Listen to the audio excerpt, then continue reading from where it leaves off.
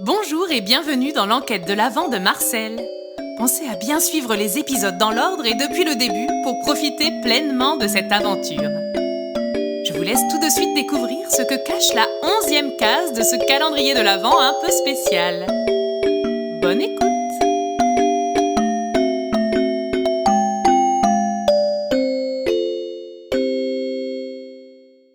Après être arrivés au pôle Nord pour enquêter sur la disparition de la liste de Noël, Auguste et Léon commencèrent leurs interrogatoires. Après celui de Gédéon, le secrétaire du Père Noël, ils s'apprêtaient à questionner Hector, le lutin en charge du ménage. Mais ce dernier commençait à se faire attendre depuis un bon moment. 1 heure de retard, c'est scandaleux. Il se fiche du monde, non? Tu as raison, Auguste. Je commence même à me demander si Hector ne va pas se retrouver illico presto en haut de notre liste de suspects. Cette absence est quand même particulièrement louche, si tu veux mon avis. Bon, arrêtons de perdre notre temps. Qui est le suivant sur la liste? Allons-y, ça vaudra mieux, je pense. Mais alors que les 2 frères commencèrent à quitter le bureau qui avait été mis à leur disposition pour s'entretenir avec le lutin, ils entendirent une voix au loin. « Messieurs! Messieurs, ne partez pas, s'il vous plaît, attendez !» Eh bien, ça n'est pas trop tôt. Comment ça, je ne suis pas en avance? Si notre rendez-vous avait été programmé demain, alors oui, à la limite, vous seriez en avance. Là, en l'occurrence, vous venez de nous faire perdre une bonne heure de notre temps. Mais nous n'avions pas rendez-vous à 9h? Absolument, si. Et il est 8h45 à ma montre.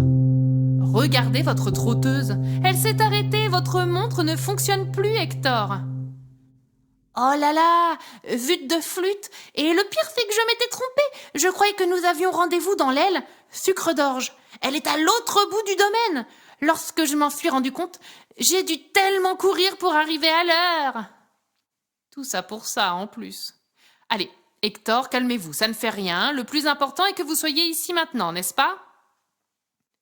Léon lui tapota gentiment l'épaule. Il avait l'intime conviction que le lutin était sincèrement désolé pour ce retard et cette maladresse de sa part. Le papy de Léon et Auguste leur avait expliqué que ses intuitions avaient toujours constitué les 3/4 de ses résolutions d'enquête.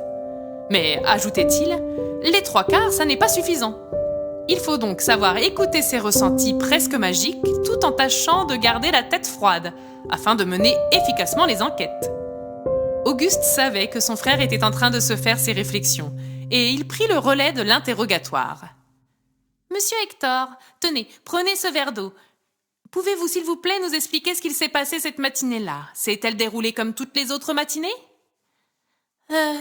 Comment ça ?» Ce que mon frère demande, Hector, c'est si vous avez fait le ménage comme les autres jours, selon le même parcours, les mêmes horaires.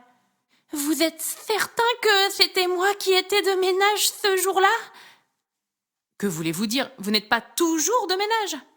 Non, nous avons chaque jour des tâches différentes à effectuer. Tenez, aujourd'hui par exemple, je dois m'occuper de recharger les réservoirs de la fontaine de chocolat. Non, pardon, attendez, ça c'était hier. Aujourd'hui ce sont les rennes que je dois aller brosser. Non, mince, non, ça c'est ma colocataire. Mais où est mon carnet?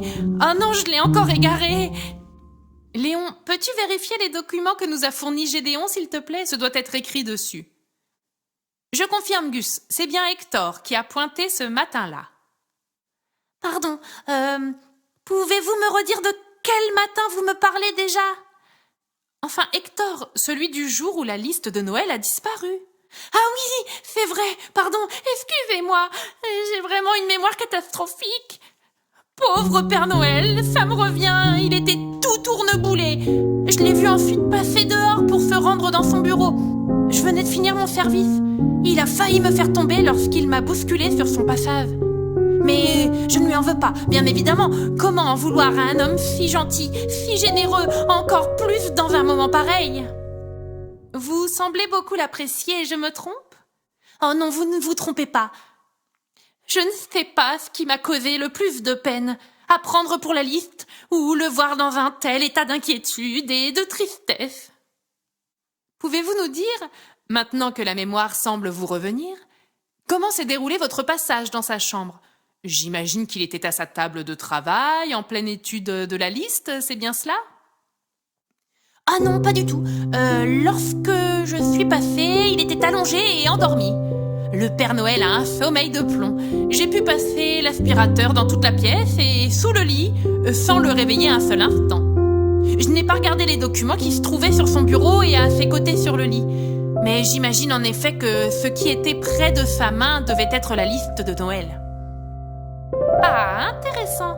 Donc si je vous suis, lors de votre passage à quelle heure, Gus? 10h17, selon le registre. Lors de votre passage dans la chambre, entre 10h17 et Gus? Et 10h43, Léon.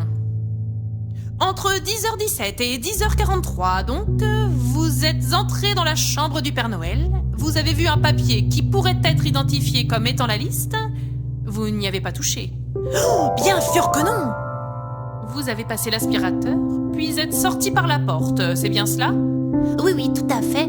Oh, et j'ai passé la serpillière, évidemment, avant de partir. Très bien, j'ai tout noté, Léon. As-tu d'autres questions pour Hector? Non, Gus, c'est ok pour moi. Hector, avez-vous des précisions, des remarques? Non, si ce n'est que je voulais vous remercier pour le travail que vous effectuez et j'espère que vous allez vite trouver une solution. J'espère aussi que ça n'est pas moi sans le faire exprès qui aurait quoi, Hector?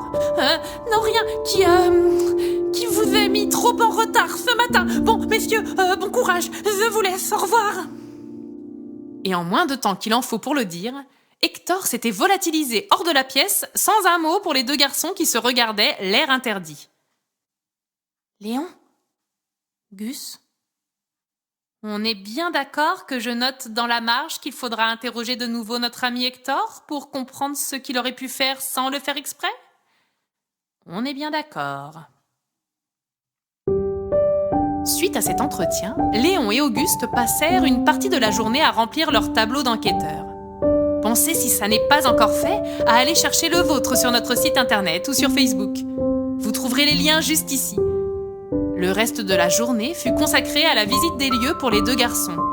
Malgré l'immense beauté du domaine et les endroits plus surprenants les uns que les autres, leur esprit n'était pas tranquille. Après Gédéon, il leur semblait qu'Hector lui aussi n'avait pas été tout à fait sincère. Ils se couchèrent l'esprit un peu moins serein que la veille. Vivement le lendemain, se dirent-ils. Que cette enquête continue d'avancer. Soyez au rendez-vous les enfants, même endroit, même heure. D'ici là, portez-vous bien. Bien à vous, votre Marcel.